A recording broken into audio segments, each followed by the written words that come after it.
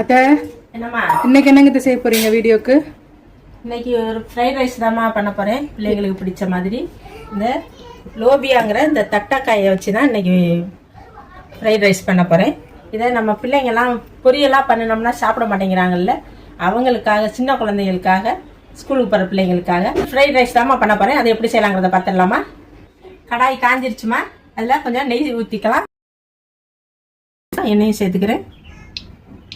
Fried ரைஸ்னால் நம்ம கடையில் மாதிரி சாஸ் எல்லாம் ஊற்றி செய்ய போகிறதில்ல. நம்ம வீட்டில் இருக்கிற நம்ம மசாலா பொடியை வச்சு இந்த மாதிரி சோறு தாளித்து கொடுத்து விட்டோம்னா ஆரோக்கியமாக சாப்பிட்டு வருவாங்க. நெய்யும் காஞ்சிருச்சு, அதில் கொஞ்சம் சீரகம் சேர்த்துக்குவோம். இதோட 2 பச்சை மிளகா போட்டுக்கலாம். வதங்கிருச்சு, வெங்காயம் சேர்த்துக்குவோம். வெங்காயம் வதங்குறதுக்கு கொஞ்சம் உப்பு சேர்த்துக்குவோம். ரொம்ப வதங்க வேண்டாம். இதோட இஞ்சி பூண்டு பேஸ்ட்டு சேர்த்துக்கலாம். பொடியாக வெட்டி வச்சுருக்க இந்த லோபியாவை சேர்த்துடலாம். தட்டைக்காய் சேர்த்துக்கலாம்.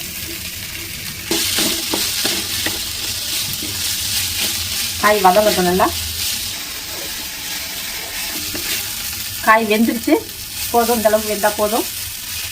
கொஞ்சம் கேரட் சேர்த்துக்குவோம், இந்த கலர் நல்லாயிருக்கும். இல்லை கரம் மசாலா மட்டும் சேர்த்துக்கிறேன் பொடியில், வேறு எதுவும் சேர்க்கலை. ஏன்னா பச்சை மிளகா காரமே நமக்கு போதுமானது. பிள்ளைங்களுக்கு கொடுக்கறதுனால இந்த காரம் சரியாக இருக்கும். இதுக்கு மேலே காரம் வேண்டாம். இந்த காய்க்கு தேவையான உப்பு சேர்த்துடலாம்.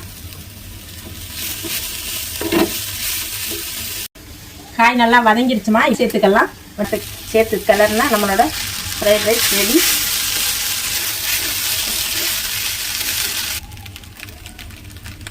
கொஞ்சம் கொத்தமல்லி சேர்த்துடலாம். இதில் வேணுங்கிறவங்க முட்டை ஃப்ரை பண்ணிவிட்டு சேர்த்துக்கலாம். கடைசியாக இறக்கும்போது அந்த முட்டையை போட்டு இறக்கிடலாமா? இப்போ நான் இன்னைக்கு போடலை, உங்களுக்கு விருப்பம் இருந்தால் முட்டையை போட்டுக்கலாம். மேலே கொஞ்சம் நெய் ஊற்றிக்கலாம்.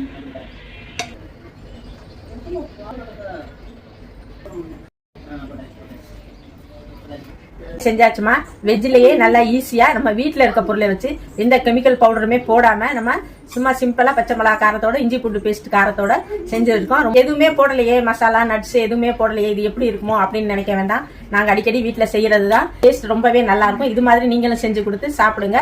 எல்லாரும் ஆரோக்கியமாக இருங்க. அடுத்த ஒரு நல்ல வீடியோவில் சந்திப்போமா. நன்றி, வணக்கம்.